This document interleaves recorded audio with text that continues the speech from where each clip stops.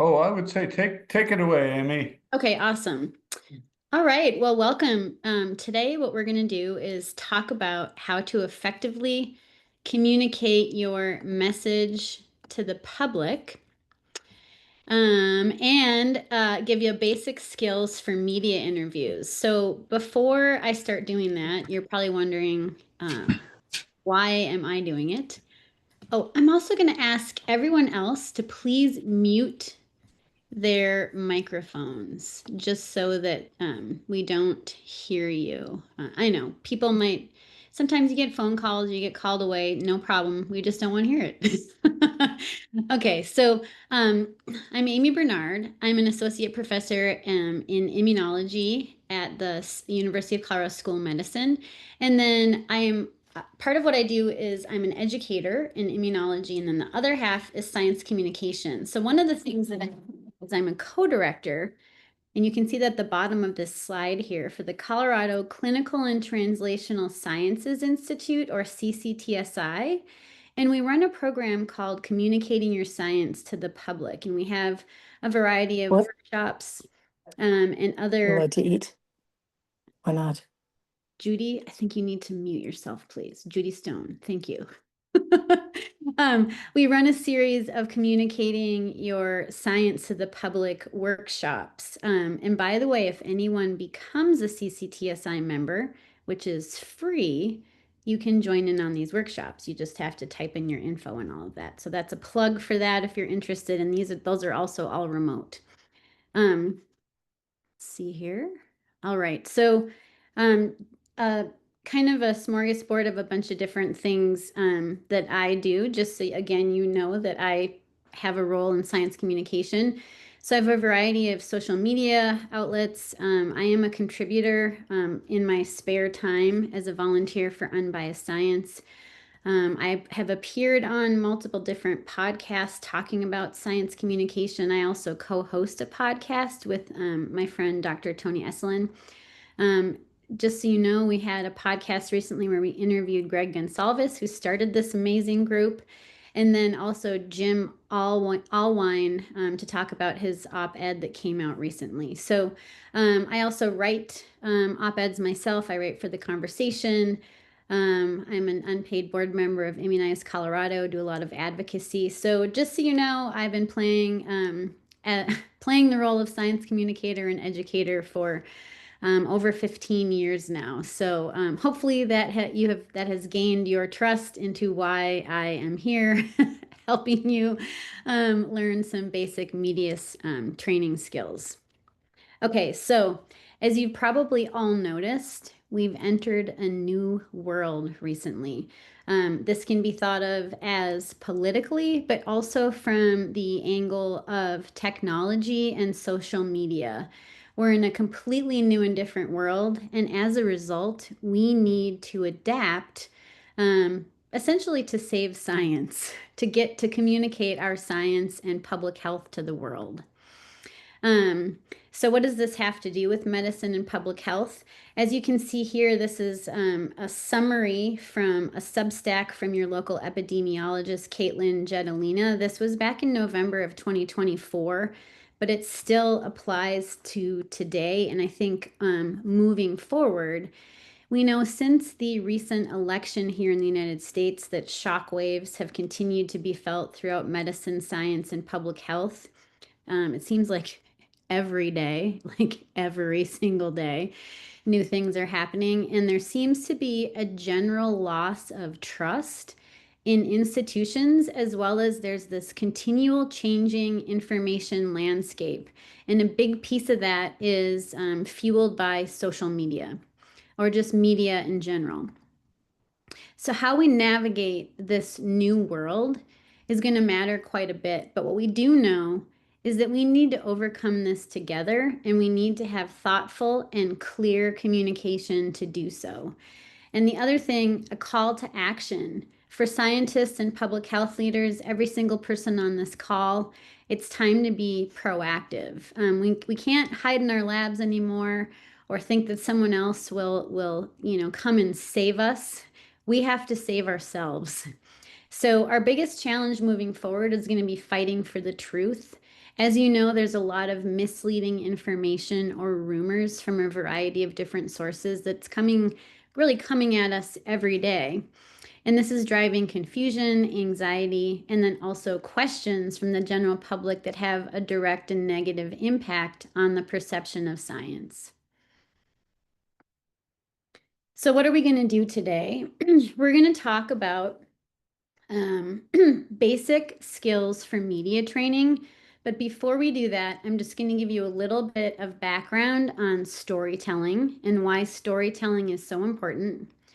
We'll talk about different types of media. We'll talk about audiences, a little bit about approach, summarize how to pitch a story to like communication staff and or just the media directly. We'll also craft a message together. This is where you are going to go into some breakout groups, small breakout groups. You're going to I'll give you instructions, but you're going to facilitate yourselves, work together, and then we'll also come back and give feedback, provide constructive feedback to each other as a group. So these are all the different things that we're going to be doing today. Again, as an educator, I had to put learning objectives on the slides. That's one of the things that educators have to do for every slide deck. You need to know what it is you need to walk away with. So your learning objectives.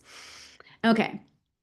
So tell me a story. It's time to tell stories in science. This is a picture of Robert Krulwich. He's a science journalist, and he gave a commencement speech to Caltech several years ago. And he was encouraging everyone in the audience that they had to start telling stories to non-scientists. So he says here in this quote, scientists have to tell stories to non-scientists because science stories have to compete with everything else out there, all the other stories, like how the universe works.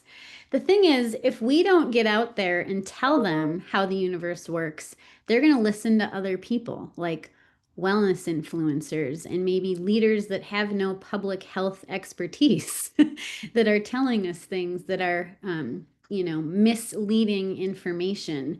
So it's really important that we start telling science stories. I know not all of us are probably immediately experts at telling stories, but it's very important for us to start learning how to do that. So I'm going to give you a little bit of background on how you would craft a story. But first of all, I want also to just emphasize that storytelling is essential to communication. So no matter what you're talking about, climate change, new and emerging diseases, new technologies, science is relevant to all of us, to everyone, all of our lives, and more than ever before. You wake up to your alarm clock, you use your phone, you have electricity, you use a car, you use a computer. You take medicines, all of these things, all of this is science. And I know it sounds crazy, but not everyone, like our neighbors and friends, not everyone understands that every single thing that they do is related to science, that science is foundational. One thing that you've probably learned is that scientific research is complex and jargon filled, and this makes it difficult for non-scientists to understand. We are well versed in complex jargon, in the complicated science, and part of that is because it makes our communication more efficient, easier to understand, right? Because that jargon, we get it. It's part of what we've been trained to do. But we need to break that down for people in the general public. So scientific storytelling can help bridge this gap. If we can present scientific concepts in relatable and engaging ways, we're going to bridge the gap between complicated science and people understanding how it impacts their everyday lives. We're told stories all the time. Probably before you went to bed every night, you might have been read a bedtime story. We have grown up loving stories. People love stories. So when we communicate science through a story, it can be very compelling. Stories can ignite people's imagination. It can inspire people to learn more. It can help people to engage with the scientific community, and it can also encourage people to take action to things that matter to them, such as the climate or maybe, therapeutics, medicine, public health. So this is the elements of a research story. And this is something that can be taught over several hours, but I'm going to give it to you in just 1 or 2 slides for the essence of time here. But it's called the hero's journey. And if you haven't heard of this before, you should incorporate the hero's journey into the elements of your research story. Everybody loves a hero. And it's broken down typically into 3 acts. So if you look, there's a kind of a nice figure on the right-hand side, and then I've written it out on the left-hand side. But Act 1 is the call to action. So what is the hero's calling? What is your research question? So what are you trying to learn? Again, the scientist is the hero. Okay, so we are the heroes, the scientists and the public health experts, we are the heroes. So what's your call to action? What's your research question? What are you trying to learn? Why is it important? What makes it novel or interesting? That would be essentially Act 1. Act 2 is where the hero has to like kind of take on their journey. Like, they have to solve their problem. So what are you doing to solve the problem? So your research question, how are you answering your research question?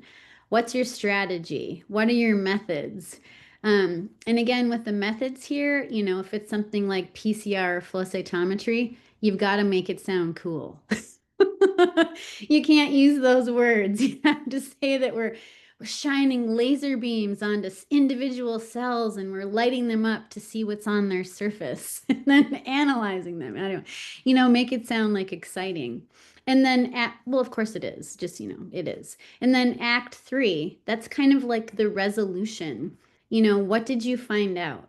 How does your research journey impact the public?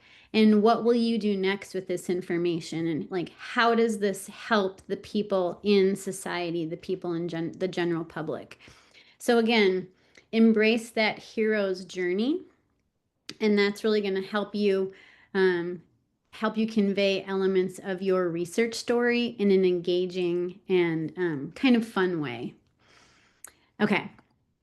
So, now that you know all about how to create a research story using the hero's journey, I'm going to give you a little bit of information on if you wanted to craft your message and then go out and tell it to the media, how would you pitch a story to a communications staff or to the media in general?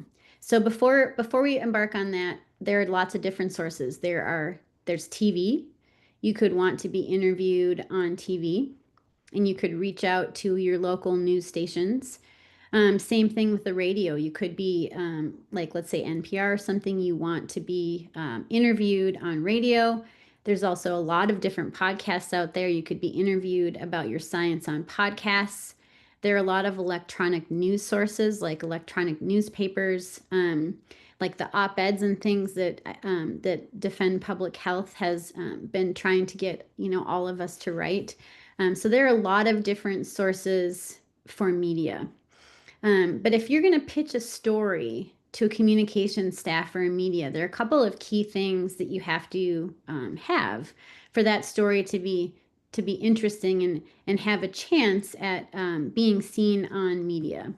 So you want to identify the key message up front, like what is your message? What do you want to communicate? What is the importance of your research?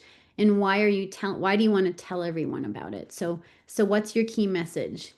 Another element would be to craft a headline or a hook, something that would hook or engage the audience that you'll be speaking to, as well as the communication staff.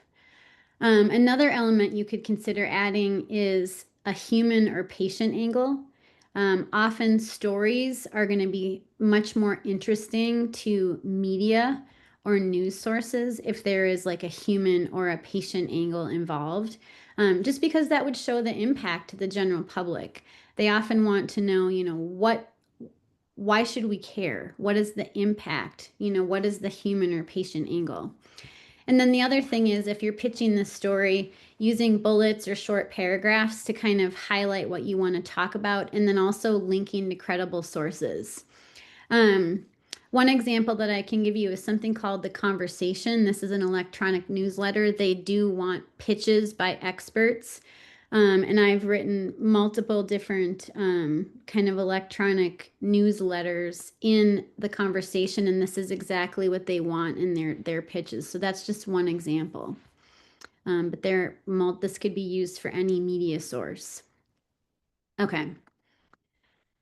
Sound bites. So let's say that the media, you're going to be interviewed on TV or the radio or a podcast. Sound bites are something you could consider. This is just a very short snippet or concise and clear bit of communication, like usually a sentence. What I've shown you on this slide here is just several different examples of sound bites that have been used. You don't have to make these, but sometimes having sound bites on hand for that kind of concise and clear communication can be helpful. So I'm going to just kind of show you a few of them. So one type of sound bite is definitiveness or power. This was General David Petraeus. We are in this to win. That's just a real kind of clear, concise sound bite. Another one you could think of here is contrasts, conflicts, or paradoxes. I think this one's kind of fun. Our food is fresh, our customers are spoiled. So that's kind of a fun soundbite that people might remember. Soundbites also help people retain and remember in kind of a fun and engaging way what you're saying. And then I'm going to go to the bottom of the slide here. One of my personal favorites is using analogies. So when I was giving a lot of seminars during the pandemic, I would talk about COVID vaccines. And I would say that COVID vaccines are like seatbelts. They may not prevent the crash, but they prevent serious injury and death. So that was an analogy that the general public, I got a lot of feedback that helped them to understand how these COVID vaccines worked, and that while you could still get infected, it would prevent serious injury and death. Okay, so that's an idea for sound bites. This is just a table showing us what makes a good versus a bad sound bite. You can see the comparison here. So good sound bites are short, easy to understand. They stay on message. They're 30 to 60 seconds, so very brief, maybe one sentence or less. If this is on camera, if you're using your hands, make sure it's for emphasis and that you're not just distracting. Make sure you stay on point. You speak at the audience level, so there should be no medical or scientific jargon. And you should use sound bites that would allow you to connect with your audience, so to be relatable. And then the other bit of information here is just to practice. Not all of us are born ready for media, talking, on TV interviews or radio or podcasts. So practicing is always a good idea. Okay. Camilla Sasson is an MD PhD here at the CU Anschutz campus. She's also a 9 News medical expert. So I reached out to her for some tips that she would say for media as well as Zoom interviews. One thing she said, if you're on a Zoom interview, you want to raise the level of your camera. You don't ever want the camera below you because nobody wants to see up your nose. They want to see your face. So try to frame your face in the middle. Your background should be plain or as plain as possible with just a few accent items. You'll notice here I have some diplomas and awards. So that's what I put in my background. The light should come from ahead of you. So if you're on Zoom behind your computer, you do not want it to come from behind you. And natural light is best if possible. And then for Zoom interview tips, just always test your connections. Make sure you go on in advance. Make sure that everything is framed well. So those are some good tips for Zoom.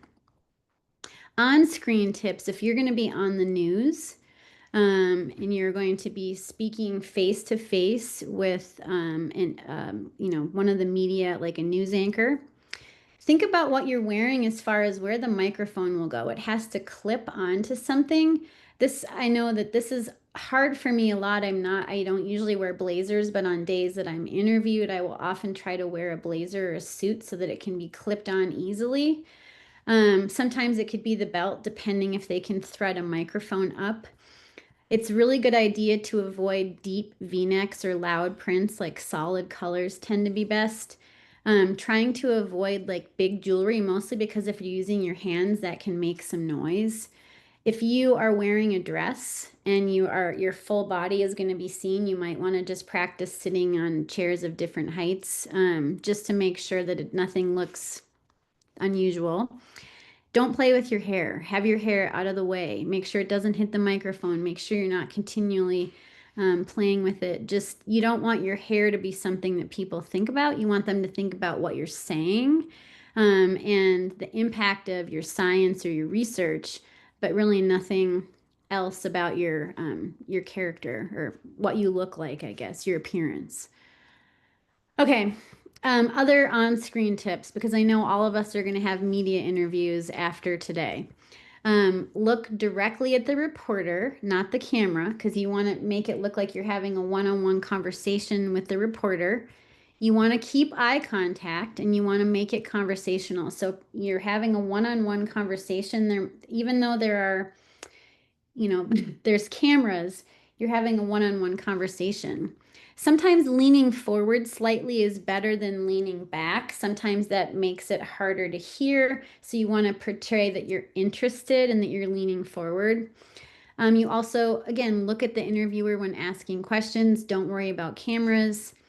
This is probably more of a Zoom tip, but if you have kids or pets like near you, try to make sure you have a backup plan if something goes awry.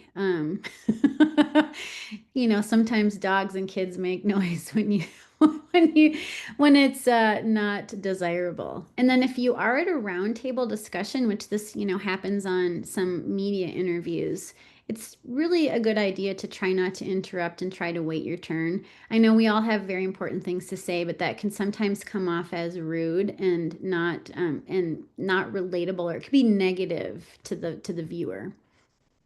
Okay, let's see what's next. All right, we're going to get to this is going to be group time. So this is where you're going to get active. So all of us are going to go into small groups. It's an activity, and you're going to practice a live interview. I'm going to give you some instructions here in just a second, but the purpose of this activity is to practice delivering a key message to the public, and then you're going to provide feedback to other people in your group. So we're going to have small groups of 4. And John, don't put people in breakout rooms quite yet. This is the interview question. I would like for people to take a screenshot of this because we don't have enough facilitators for we don't have enough facilitators for every single breakout room. But the interview question is, STEM jobs are projected to rise in the next decade. And it's also projected that there will be 3.5 million STEM jobs that will go unfilled. This is just a made-up question, by the way, just so that we're all on the same page. No one here is probably an expert in this, but we all know what STEM jobs are. So the idea is we want you to practice an interview where you're going to talk about how can we solve this problem? Okay, so how can we solve this problem? Again, like I said, we'll break up into small groups of 4. I would also encourage screenshots of this. This is the instructions. When you get into your breakout rooms, we're going to have brief introductions. So let's just say you introduce, who you are and, what you do. And then you're going to have a few minutes, I would say, 3 minutes for you to write down your key messages and think about what you're going to say. How are you going to perform in your interview? You can write down your key messages. You could start thinking about areas of controversy just in case you get questions in your group. If you want to, you can identify a personal story. You can use statistics. I'm not suggesting that you look them up right now. You can make something up for today. This is like improv, okay? You'll take turns. So each participant will be interviewed. Again, you're going to be in groups of 4 and you're going to be policing yourselves. So I would just, hope as adults that, each person takes a turn. And then you can provide each person with just a little snippet of feedback. And we're going to come back together as a group after like probably 25 minutes or so, and we'll provide feedback together in a large group, kind of like things like what worked well, what didn't work well, how did that feel, things like that. I'm going to show you a few more slides before we go into our breakout session, just so you have some better idea of what we're looking for. So again, here's the practice question. But before we go there, things to consider. It's a live interview. Okay, it's a live interview. Don't get worried though. Think about crutch words. Try not to use the words or have pauses. Annoying habits as I'm doing this with my hair. Try not to play with your hair. Resist the urge to use medical or scientific jargon. Try to go for short sentences. So don't be going on and on. Try to be conversational and engaging. Look at the person you're talking to. If you're using hand gestures, make sure that they emphasize what you're doing and they're not distracting. And then here's the feedback checklist that you should think about when you're listening to your participants in your group. And then also for yourself, what's the key message? Was the message communicated effectively? Are there ways to improve the message?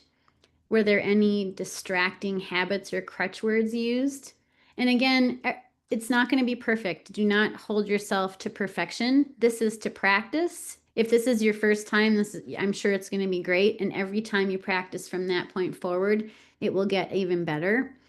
Also think about nonverbal behaviors and then just overall impression. And then we're going to come back for reflection time. So I'm going to right here. So we have the interview question. I would ask that you take a screenshot of this if you haven't already. And then also take a screenshot of the instructions, which are here. On my clock, I have that it's 1:30. This actually goes till 2:30. So what we're going to do is we're going to have you guys go into breakout rooms, 4 per breakout, until 2 o'clock. And then we're going to come back as a group and reflect on how it went, best practices, any feedback we have for each other. We might even have a couple of you volunteer as tribute to give your to give your interview. I don't know. We'll see if we have time. But again, briefly introduce yourselves, take a few minutes to prepare, and then interview one at a time, give a little bit of feedback, and then we're going to come back. So John, I have 1:30. If you wouldn't mind breaking them into groups of 4. Mm-hmm. Pretty much, most people left. Oh no! Yeah, they got scared, I think. So, Aimee, you yeah, but we still have, terrified them. yeah, so we still have, more people are leaving, cowards. I'm just kidding. So we'll have 2 groups. Okay, that sounds good. Is that okay? Well, so one group will Yeah, have 5, that the sounds other will fine. have 4. No, 2 is fine if you want to do it that way. Let's Okay. see, 12. That's with all of us though. Yeah, so with the exception of the 4 of us, so that's 8. Yes. So 2 The groups 2 of 4. groups. Yeah. I don't think anybody should be media interviewed unless they practice. So That's true. Yeah, let's do it. I don't know what everyone thinks they're doing. I don't know. So I'll open the rooms, okay? Okay, sounds great. Great, thanks. Oops.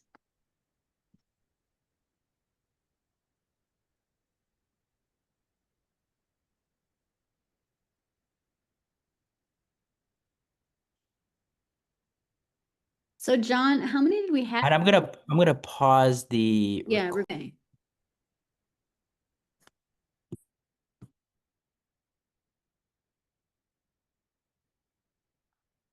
All right, let's see here. We'll wait till everybody's back. Looks like there are a few more, hopefully.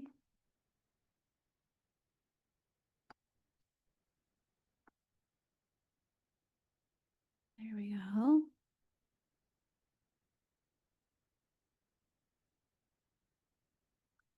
All right.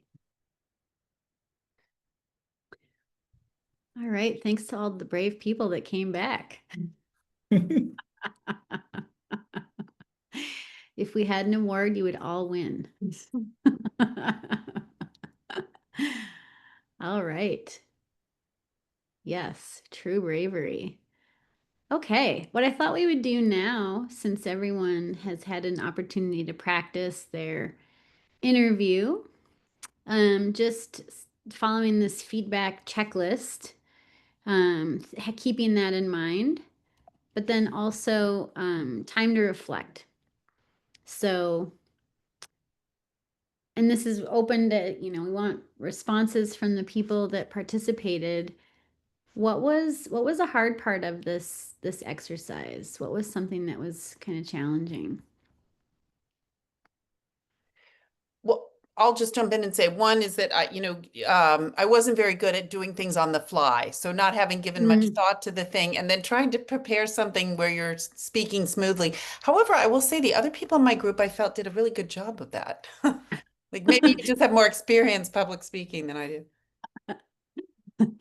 Thank you for that. I think sometimes we are just more critical of ourselves, maybe, than other people. So I'm sure that you probably did a fabulous job. You did.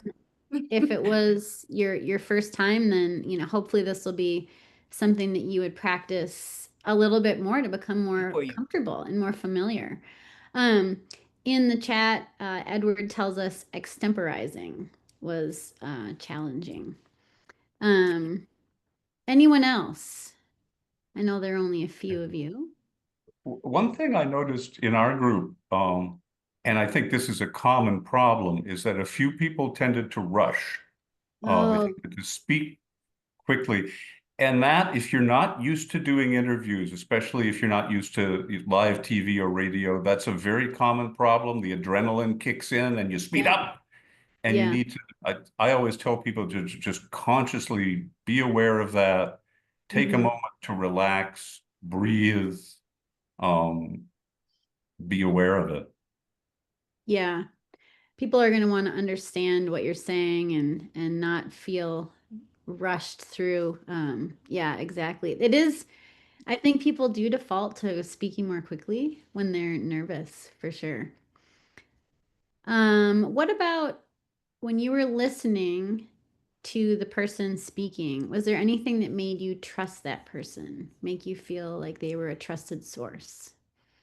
Catherine, you look like you're. Well, yeah, no, well, I was just thinking it was the personal stories, as you said, right? Because Yeah. now I'm listening to somebody who said, here's how I ended up with this expertise or whatever it was. And I thought, oh, okay, now I can listen. Mm-hmm. But can I repeat something I heard on a Yeah. podcast between two journalists this week? Yeah. It was oh gosh, now can I remember how it went? I'll look it up while you guys talk to other people because I wrote it down, but I Okay. can't remember. It was good. Well, I am looking forward to it. Anyone else want to tell us a little bit about anything that made the person that they were listening to trustworthy? Maybe how the person made them feel, or any best practices that you observed that you wanted to share? Things that you thought other people should incorporate?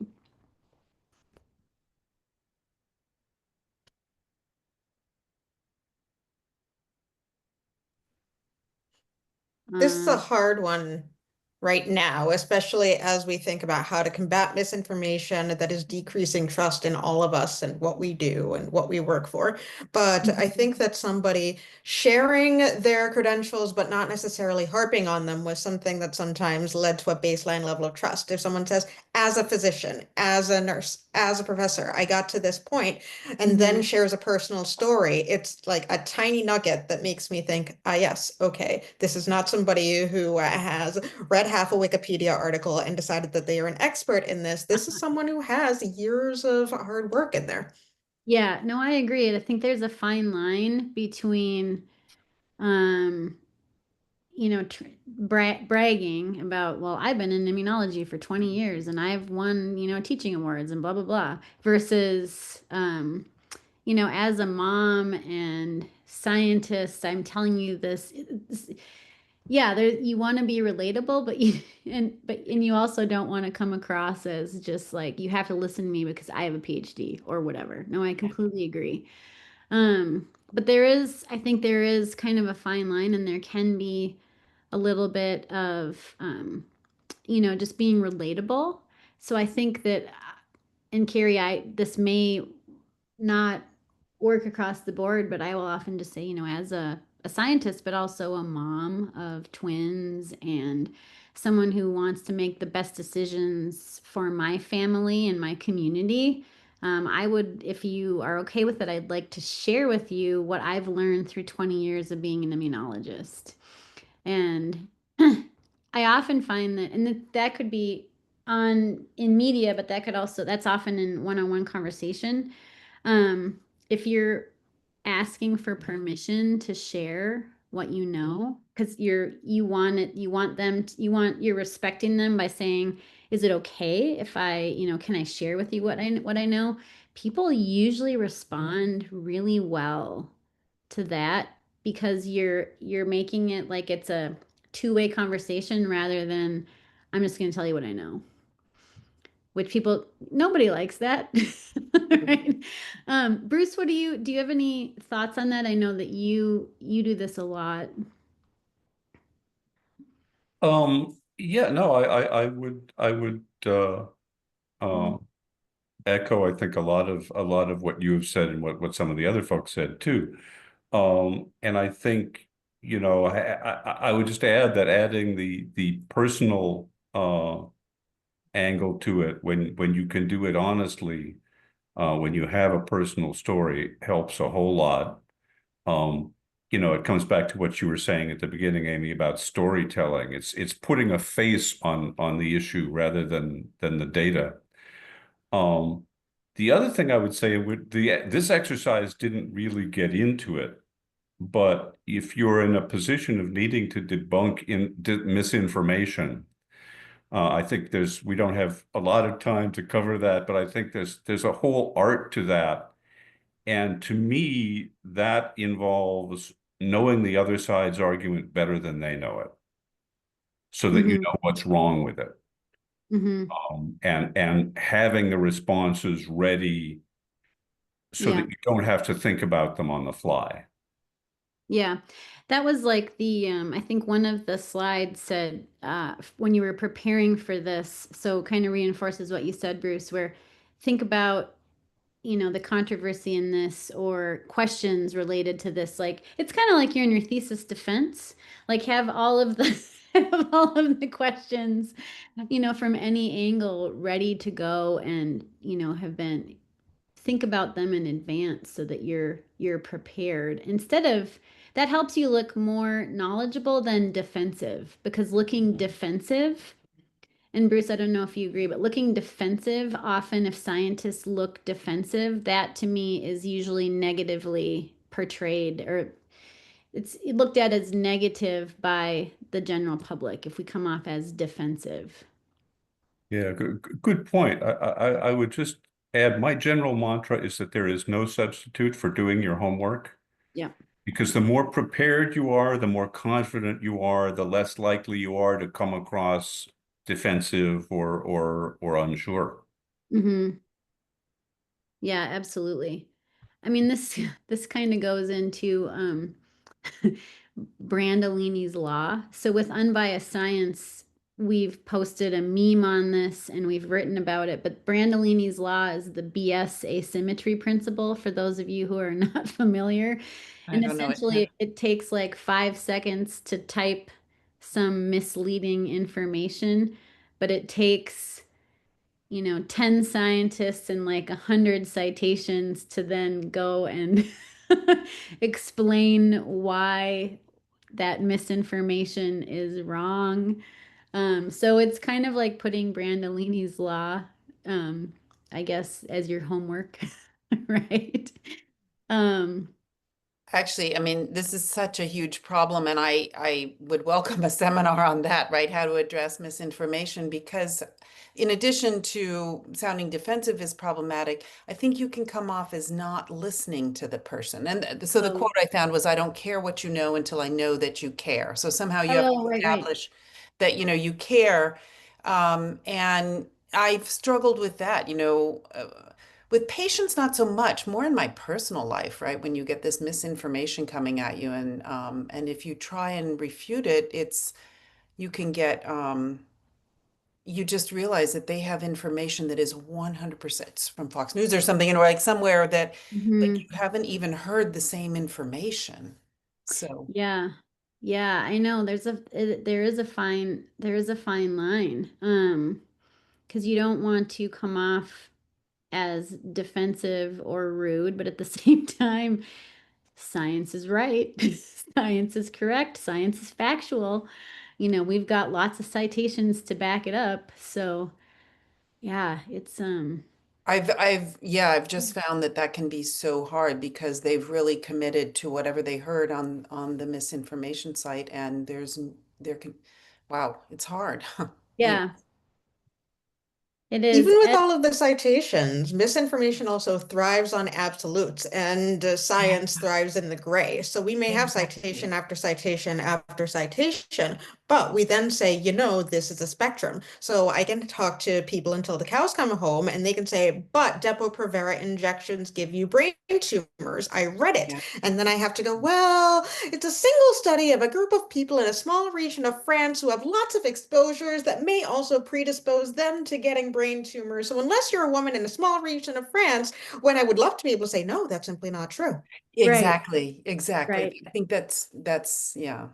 And Yeah, that's the thing about science too, that I think the general public, first of all, that it's a process because, and this is one thing that I try to incorporate into conversation when I can, is that it's a process and that the more information we get, we might change our mind or we might update the ways that we think about things. Like it's the scientific method, and that accumulating more data and acting on that accumulated data may actually change things. Because a lot of the questions I got, and I'm sure all of you during the pandemic, the height of the pandemic, was like, why are you always changing your mind? And it's like, you know what? Isn't that beautiful? That's how science works.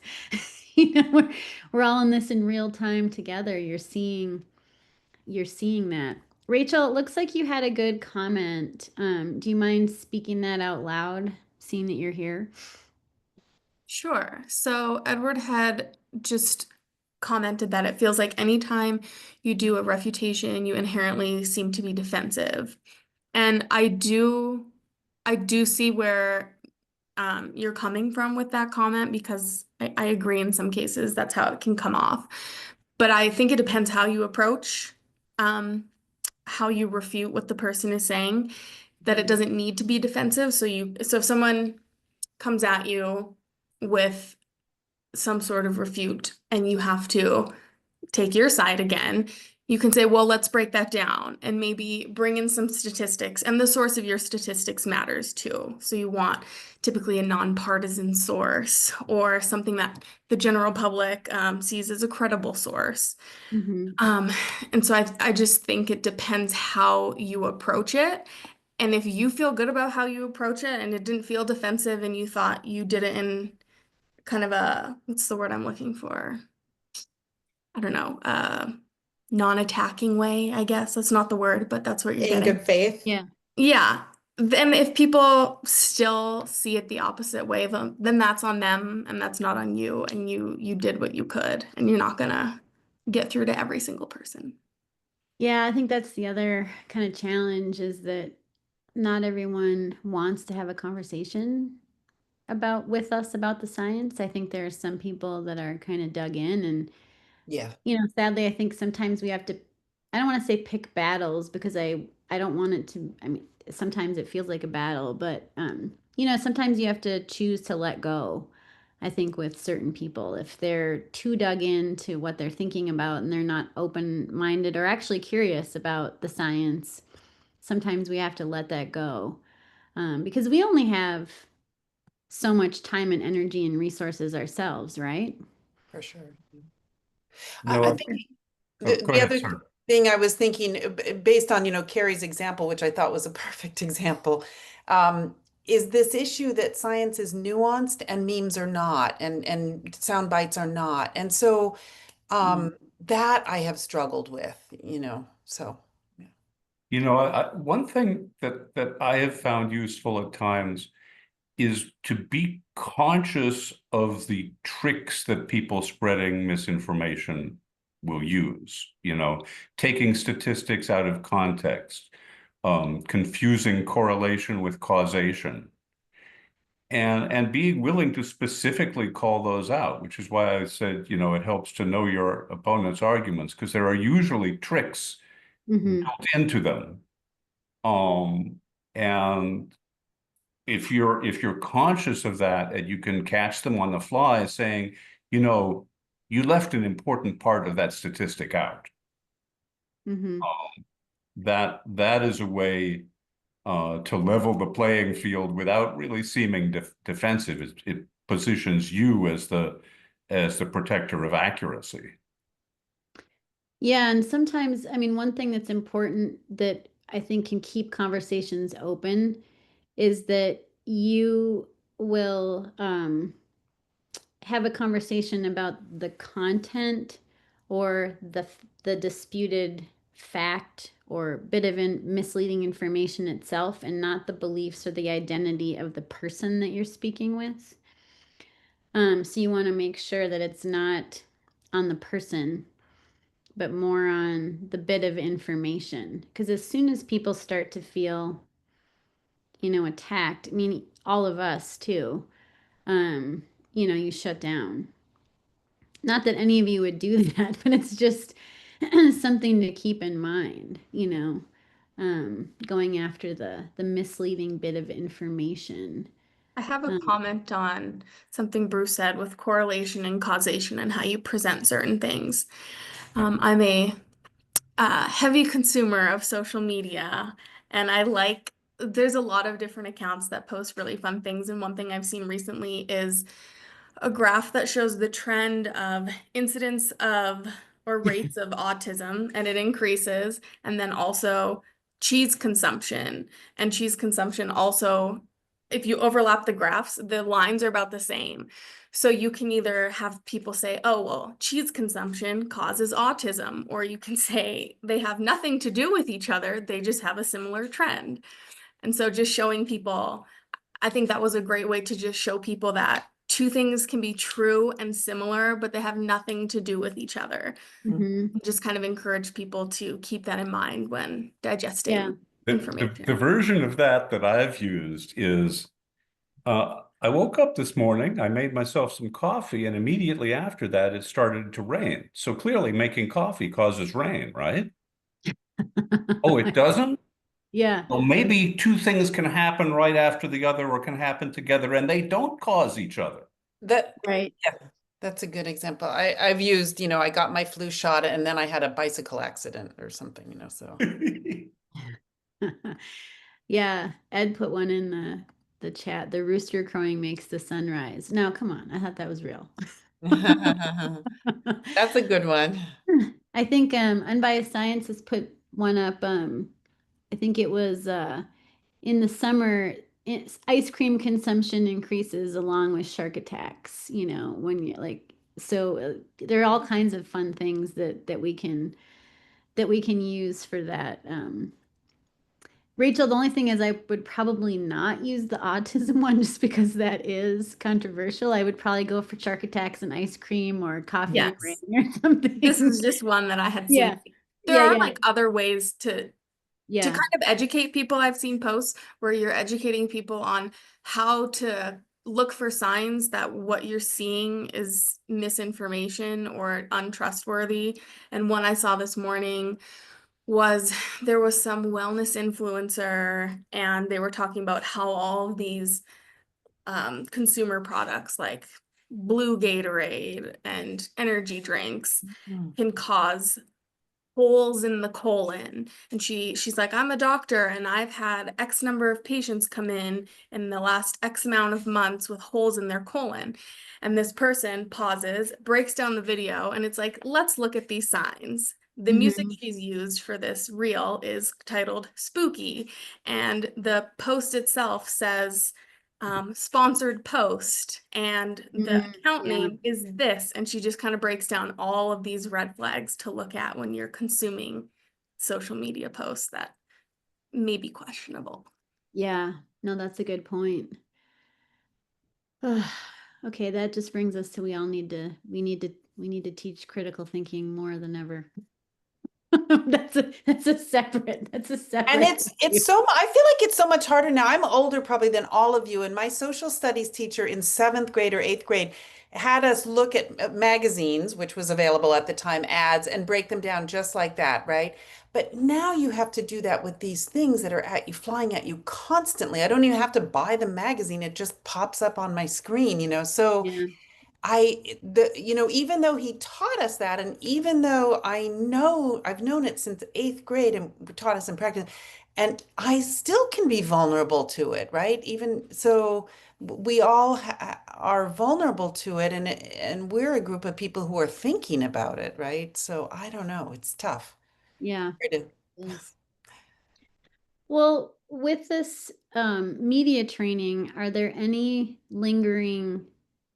I know it wasn't, the most comprehensive we would do. We wanted to make sure we could do it like in an hour, hour and a half of time, but are there any, I guess, lingering questions about how to contact media, how to, prepare yourself? Like, is there anything else that we can help you with in these last couple minutes about, media training skills? Oh, yes, I see a hand up. Please ask away. Hey y'all, yeah, my name's Andy and I'm with the San Francisco AIDS Foundation. And apologies, I joined I think at the very end. I thought that the Zoom or the calendar invite started at 1 p.m. We're over on the West Coast. So Oh, there was like a misconnection there. But if y'all have these slides, I'd love to get them. We're Yeah. actually gonna do an advocate training tonight for oh, folks who are directly impacted by different conditions to be able to share their stories in face of all the federal cuts to public health programs. yeah. So Is your training for advocacy, like to go to your individual state capitals and talk with representatives, or? ours is focused, well, we're going to do, first of all, like a storytelling 101, and then we're going to Yep. move into a letter to the editor Oh, great. thing. So we're going to try to get folks to write out very Okay. concisely their stories. And then from there, we're going to teach them how to adapt to different mediums, right? If it's going to be a little bit longer op-ed situation, or if it's going to be recapsulized for social media or giving public comment or whatever it may be. Sure. Andy, just FYI, this training is being recorded and it will be posted on the Defend Public Health website. I don't know how fast that will happen, but it'll be available to all of you folks and others who want to review it. As is a training that's already up that we did about 6 weeks ago about writing op-eds and letters to the editor with Jennifer Averill facilitating. So, feel free to share those. Awesome. If y'all Yeah. could drop those in the chat, that'd be like the link to where I can find all the resources. That'd be really helpful. I think I have the new website. I'm gonna stop share really quickly. I have the Bruce, when did the website go live? Just last week. What was it? I was Mhm. looking for it. I didn't see it till today. So Yeah, the brand new. Defend Public Health is in the chat. Well, thank you, everyone. You were the brave few that stayed. We should have a pin for everyone. Out of the 115 that registered, and then the rest that fled that once they arrived. Hopefully this was a good use of time and gave you a little bit of idea of some basic skills for media training. So I think down the road we'll probably have more. We'll probably let people in advance know that they have to be interactive so they don't run away. I'm amazed that you terrified so many people like with that. I don't know. They might have done the same thing I was planning on doing until my clinic got covered. It's like I was going to listen in between patients. And as soon Yeah. as I heard interactive, I was like, oh, it's a good thing I'm not doing that clinic. Yeah. No, I know. Yeah, well, thank you guys all for coming, and hopefully it was helpful, and we'll put this on the website, I think, as soon as possible. Andy, great luck with your advocacy training tonight. All right. Thanks, everyone. Bye, and thanks Thank for doing this. you. It was very Thank helpful. you. Thanks for Of course. organizing. Yeah. Sounds great.